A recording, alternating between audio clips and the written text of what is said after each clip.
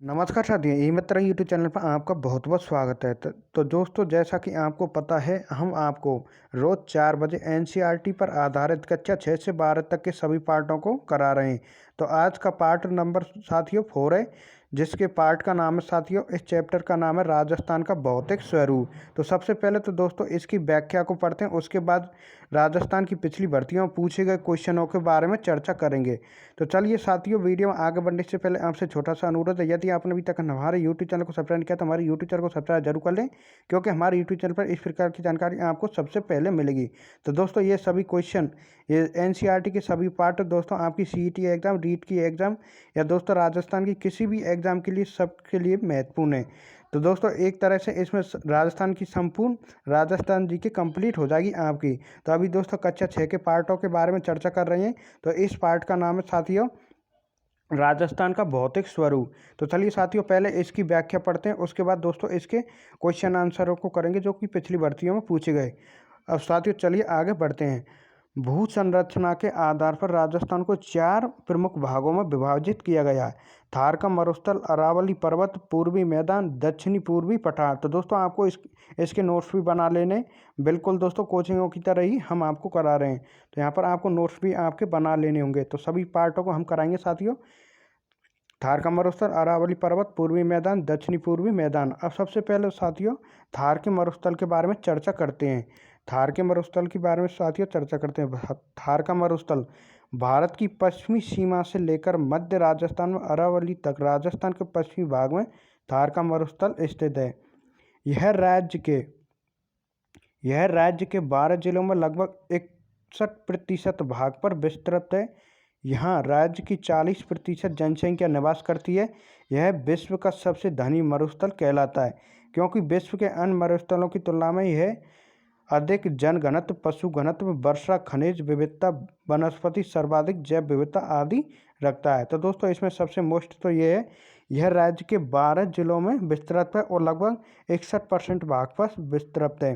तो आपसे direct question पूछेगा, थार का मरुस्थल कितने जिलों में स्थित है? तो दोस्तों 12 जिलों में स्थित है और लगभग 61% भाग पर विस्तृत है, और यहाँ राज्य की लगभग 40% जनसंख्या निवास करती है।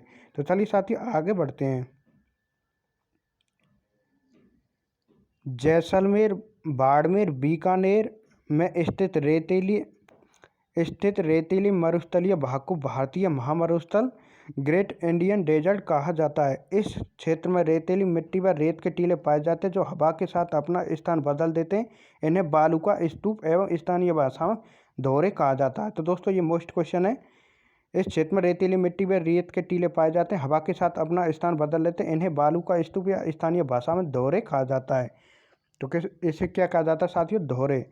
थार मरुस्थल को धरातलीय विशेषताओं के आधार पर मरुभूमि, नागौर की उच्च भूमि, अंतः प्रवाही प्रदेश आदि में बांटा गया है।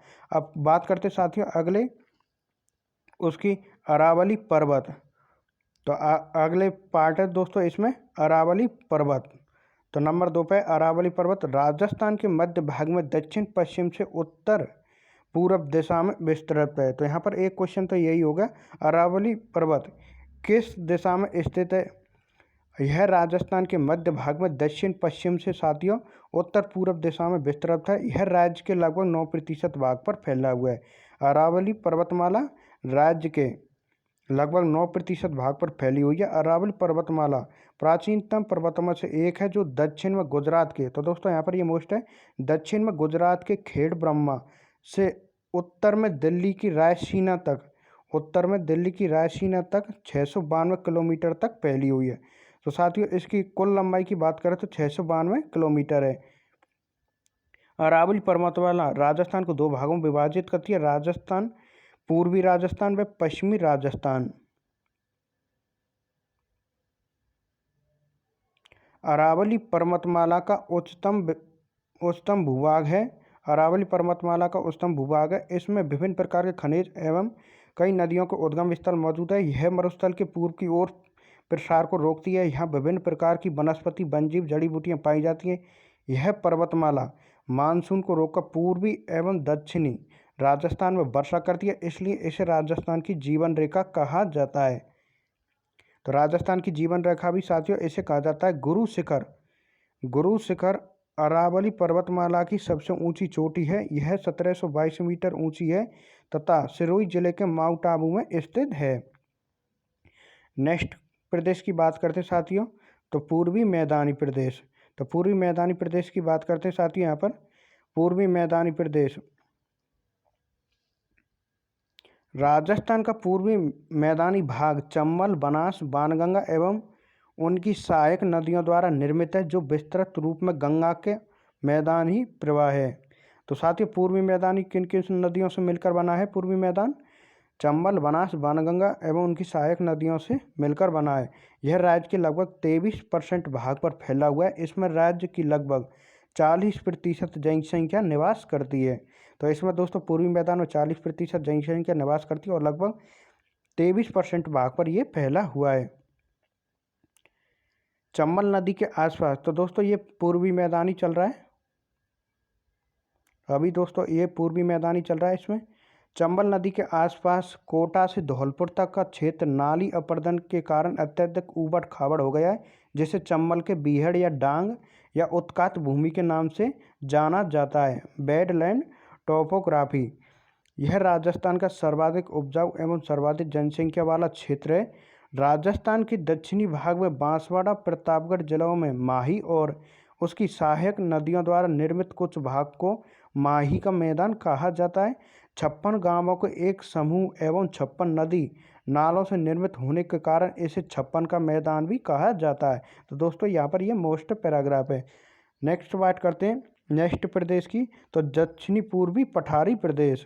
तो नंबर 4 पर है दक्षिणी पूर्वी पठारी प्रदेश। तो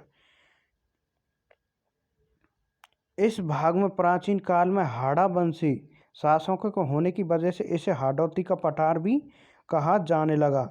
यह राज्य के लगभग 7% भाग पर विस्तृत है।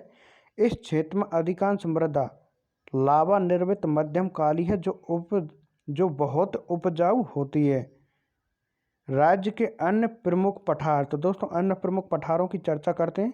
तो दोस्तों इनसे सीधा सीधा क्वेश्चन पूछ लिया जाता है, जैसे सिरोही में कौन सा पठार स्थित है? आबू एवं उड़िया का पठार। और राजसमंद और उदयपुर जिले में कौन सा पठार स्थित है? बोहराट का पठार। और चित्तौड़गढ़ जिले में साथियों मेसा का पठार व ऊपरमाल का पठार स्थित है। मेसा की पठार पर दोस्तों चित्तौड़गढ़ दुर्ग स्थित है। उदयपुर एवं प्रतापगढ़ की बात करते तो दोस्तों उदयपुर प्रतापगढ़ में है लसाड़िया का पठार। अब चलिए साथियों इनके क्वेश्चन अभी से साथियों इसमें और है। वर्षा ऋतु की बात करते हैं। राजस्थान के भौतिक प्रदेश में दोस्तों वर्षा ऋतु भी आ जाती है। अब वर्षा ऋतु की बात करते हैं। राज्य की लगभग 90 से 95% वर्षा जुलाई से सितंबर के बीच होती है। अरब सागर एवं बंगाल की खाड़ी दोनों शाखाओं के मानसून से राजस्थान में वर्षा होती है। राजस्थान में अधिकांश वर्षा बंगाल की खाड़ी के मानसून से होती है, जो पूर्वी राजस्थान में होती है। तो अधिकांश वर्षा किससे होती है साथियों? बंगाल की खाड़ी के मानसून से होती है। अरब सागर के मानसून से अधिक वर्षा दक्षिणी राजस्थान में होती है, जिसमें दोस्तों आपके डूंगरपुर बांसवाड़ा जिले आ जाते हैं। सर्वाधिक वर्षा वाला जिला साथियों झालावाड़ है। राजस्थान के अंदर सबसे आर्द्र जिला झालावाड़ है। सबसे कम वर्षा वाला जिला साथियों जैसलमेर है। सबसे अधिक वर्षा प्राप्त करने वाला स्थान साथियों माउंट आबू है। राजस्थान के दक्षिणी पूर्वी भाग से उत्तरी पश्चिमी भाग की ओर वर्षा लगभग कम होती है। अरावली के पूर्व में 50 सेंटीमीटर से अधिक वर्षा और पश्चिमी में 50 सेंटीमीटर से कम वर्षा होती है। शीत ऋतु की बात करते हैं। अब वर्षा ऋतु हो गई, उसके बाद बात करते हैं शीत ऋतु की। शीत ऋतु में तापमान धीरे धीरे कम होता है। पश्चिमी राजस्थान में रेत के अत्यधिक ठंडे हो जाने से तापमान 0 डिग्री सेंटीग्रेड से भी कम चला जाता है।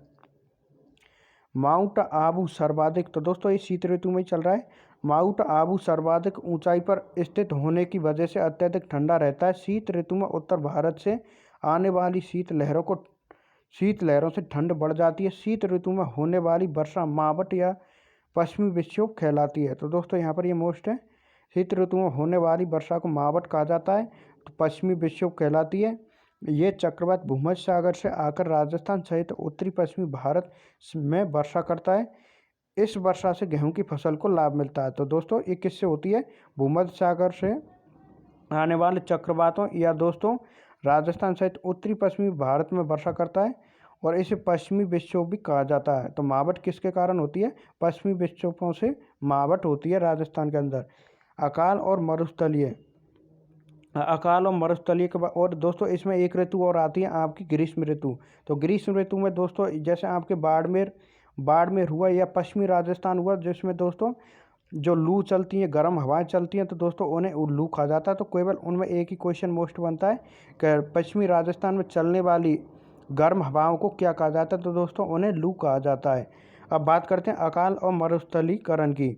वर्षा के अनियमित वजह होने से वर्षा के अनियमित वजह होने से राजस्थान के पश्चिमी भाग में बार बार अकाल सूखा पड़ता है। इस वजह से पशु पक्षियों के लिए चारा पानी तथा मनुष्यों के लिए अनाज व पेयजल की कमी हो जाती है, जिसे अकाल कहा जाता है। भौतिक एवं मानवीय कार्यों द्वारा जब उपजाऊ भूमि बंजर व रेतीली में परिवर्तित हो जाती है, तो इस प्रक्रिया को मरुस्थलीकरण कहा जाता है। बंजर अनुपजाऊ भूमि को कहा जाता है। बीहड़ उत्कात भूमि नदी जल के कटाव से बनी उबड़ खाबड़ भूमि को कहा जाता है। तो दोस्तों मिलान चिन्ह के रूप में आपसे ये क्वेश्चन पूछा जा सकता है। नेक्स्ट बात करते हैं समवर्षा राज मानचित्र पर समान वर्षा वाले स्थानों को जोड़ने वाली काल्पनिक रेखा को समवर्षा कहा जाता है। मानसूनी हवाएं ऋतु के अनुसार अपनी दिशा बदलने वाली हवाएं मानसूनी हवाएं कहलाती है।